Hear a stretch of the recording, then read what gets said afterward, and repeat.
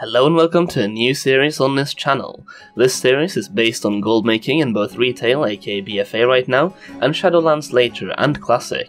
So it will be a two-part video, first covering classic goldmaking and then retail goldmaking. The aim for this series is to go through any changes, updates or news within the goldmaking scene of World of Warcraft. Like for example, if a new patch drops, or a new gold farm is discovered, or a new meta takes place, we will try to cover it here.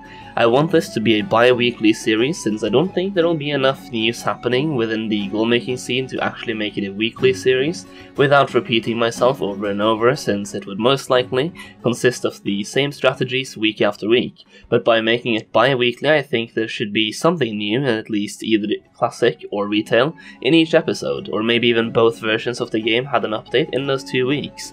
In both classic and retail, I will try to cover a hot item of the episode, which is basically an item that sells well or is good for flipping or investing. Also, these types of videos are purely based on my knowledge within the goldmaking economy of both classic and retail, and what I read online from the goldmaking communities that I'm a part of. So if there's anything you'd like me to cover specifically in the next episode, or if there's anything or something you feel like I left out in this one, leave a comment down below and I'll do my best to reply.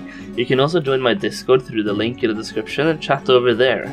I should also mention that this video is sponsored by NordVPN. NordVPN is a fantastic VPN that provides you with everything you need to keep your stuff private online. It's also an excellent way to set your IP to a different country, to watch country-restricted content, or to play on other regions' servers.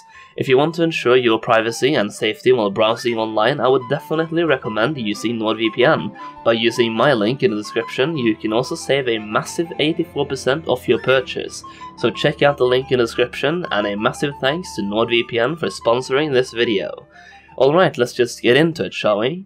So with World PvP being unlocked with Phase 2, the honor grind is in full action, and with this, a lot of consumables are being used to increase damage, healing and mobility. Thus, any potions, flasks, elixirs and food buffs that increase your main stat will be in high demand, plus free action potions, swiftness potions for some classes to catch up on others, and rage potions for warriors and thistle tea for rogues. All of those will be in high demand. You will also see a lot of people leveling up engineering after realizing how stupidly overpowered it is in World PvP, so the price of engineering materials and mining materials has already gone up by a ton on most servers. Engineering being this popular allows for miners to make more money, and it allows for people interested in flipping to potentially make hundreds or thousands of gold on flipping engineering items alone. Additionally, some of us might have anticipated engineering getting more popular later, and therefore invested in some engineering items and materials early on in Classic, and sold them now to make profit. I did invest in some engineering materials myself, but not as much as I wish I had. With the addition of World PvP, you might also see an increase in the price of herbs, mainly because more people use potions, elixirs and flasks, but also because less people are able to farm herbs, because of the massive amount of people out there grinding honor, and therefore killing anyone in their path.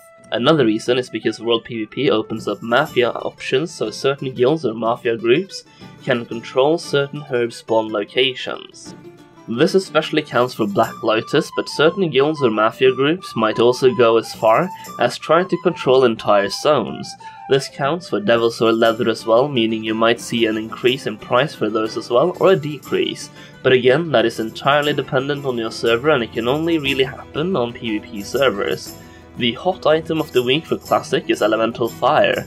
This is used to create greater fire protection potions among many other different potions and items, but the main reason of it being item of the week is its usage in greater fire protection potions, which are highly used in Molten Core, and people are still grinding and hoarding up for Blackwing Lair, when people will need even more of them. It's also something you can farm while in the open world. However, on most classic servers, most farming spots will be highly contested, but at least you have the option to give it a try. Next up is BFA. We're still waiting for 8.3, and thus BFA is kinda dry on the goldmaking scene at the moment. That being said, a lot of the old farms are still really good, and we are going to go through some of them right now. We also have the removal of the Brutosaurus mount, or Longboy as he is officially named, meaning quite a few people will be trying to make a bit of gold fast to acquire that mount before it goes extinct. While it's not actually going extinct, but it's getting added to the black market auction house, but a lot of people will try to acquire the mount before that happens, aka when Shadowlands comes out. This mount costs a whopping 5 million gold, so you'll probably see a couple more farmers out there from now on. So I guess some of these farms as well as upcoming videos can be helpful for those of you trying to acquire the longbow as well. First off, we have my favorite type of gold farming, which is mount farming or BOE farming in a group. You can do this either in a 5-man group or 2x4-man groups. The way this usually works is you have a monk tank place his statue in the middle of the farming area, and the other people tag mobs, run towards the statue, let statue get aggro, and then kill all the mobs around the statue. You as a monk simply have to place your statue and spam heal it to keep it alive. If you're in a 2x4-man group, the best setup would be having as many mages, boomkins, and shadow priests or warlocks as possible, due to ranged being excellent taggers having good DPS, and especially mages and boomkins being insanely good at AoE burst. If you're interested in seeing how this is done, and if you're interested in seeing some farming spots, you can check out some of my old BFA farming videos from a year ago, since they are still somewhat relevant even though some of the spots have been nerfed. Right now the best place to farm is in Stormsong Valley, and you're going basically farming for Goldmaking Reins, World Epics, Green the Drops, which you can disenchant, as well as Tide Spray Linen for tailoring, and Deep Sea Satin, which is used in tailoring. This is the perfect farm in my opinion, because you can stock up on materials to either sell or use in professions to make even more gold, which we'll cover in a bit, meaning you get a steady gold per hour and you have the possibility of hitting jackpot items like the mount or other epics. So you can earn like 20k per hour steady, and you have a chance of getting an item worth anywhere between 5k and 400k as a jackpot item, which to me is perfect. Next up, the tailoring, enchanting, and leatherworking enchanting shuffle. If you're doing the farm I just mentioned, using tailoring, enchanting, shuffle is a perfect way to make even more gold. By using the Tide Spray Linen you acquire from the farm I just talked about, you can craft Tide Spray Linen bracers, which has a chance to proc the blue version of the craft. The blue procs you send to your enchanted character, if your tailor is not also your enchanter, and disenchant them for shards. The green ones you scrap using the scrapper to get some cloth back and to acquire some expulsums. Then you keep doing that until you run out of Tide Spray Linen, at which point you just go out and farm more. The leatherworking version is just as simple, but in my case I usually buy Tempest Hide and Calcified Bone from the auction house, craft bracers, disenchant the blue ones, scrap the green ones, and repeat.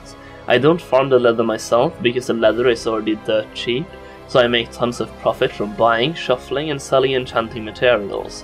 One important part of this shuffle is utilizing the expulsums you acquire to make epic items in your respective professions. Tailors and leatherworkers can make 310, 340, and 370 item level epics, and which ones you should craft depends on your server's market. I would make some 370 ones and try to sell them, and make some 340 ones and just straight up disenchant them.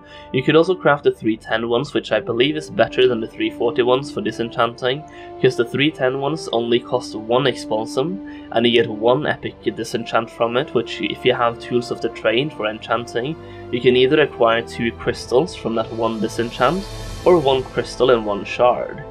You can craft the 370 ones and sell them for more profit, but since we're so close to 8.3 and more catch-up gear coming in, the notorious crafted gear, aka the 370 item level ones, might be a dangerous market to get into this late.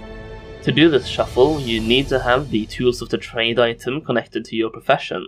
Basically, if you're a tailor, you get an item that makes you loot roughly twice as much cloth.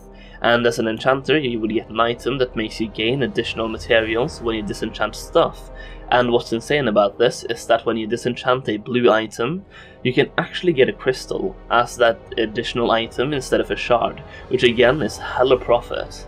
For a better understanding on Tools of the Trade, I will leave a link to Wowhead's guide on Tools of the Trade in the description, so you can read it for yourself and check out the profession you're interested in and how to acquire that specific item.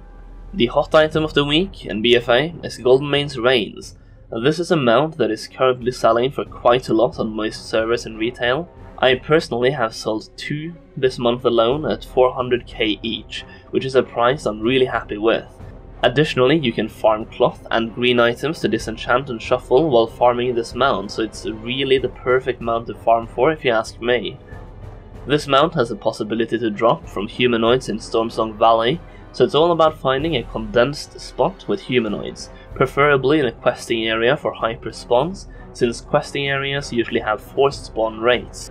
I'll put a screenshot on the screen right now of the farming area I used to acquire my mounts when I was farming for it. However, I would think it's been nerfed since Blizzard seems to not want us to have any fun with this farming method, since they keep nerfing the hyperspawn mechanic on most of these farms. However, feel free to check it out for yourself and see if it works, since it might work at the release of this video, but if you're watching this a month or two later, I can't really tell you whether or not it works, so the best advice I can give you is to check it out yourself. As a final part of this video, I would also like to do a content creator highlight, where I showcase a content creator I really like watching. This is something I will try to do in each of these goldmaking news videos, since many of these content creators have inspired me in one way or another, or directly helped me with goldmaking and other things. So this video's content creator highlight is all about Student Albatross. He is mostly a Twitch streamer when I myself started watching at the beginning of Battle for Azeroth, which is also when I started making YouTube videos about World of Warcraft. He really inspired me, and he really made gold making fun again by showing many different gold farms like BOE farming, mount farming, AoE farming, transmog farming, professions, different routes and much more. Watching him on Twitch has been very entertaining and educational within the gold making scene, and I am very thankful for that. He also makes YouTube videos, and my favorite series of his is the black market crate openings, where he never receives anything good because of terrible RNG. So if you're looking for an entertaining gold maker to watch both for classic and retail, go check out Student on Twitch and YouTube. His links are in the description below. So there it is, my new gold making series. Make sure you let me know in the comments what you think about it. I really enjoyed making this video, and it's a series I think I'll really enjoy making long term. But I also want to make sure it's the type of video you guys are happy with, so feedback is greatly appreciated. If you did enjoy this video, make sure you give that like button a high five, slap the subscribe button and ring the bell. Make sure you check out NordVPN in the description, as purchasing a plan over there both gets you a great product and supports me a ton. Thanks for watching, and I'll see you next time.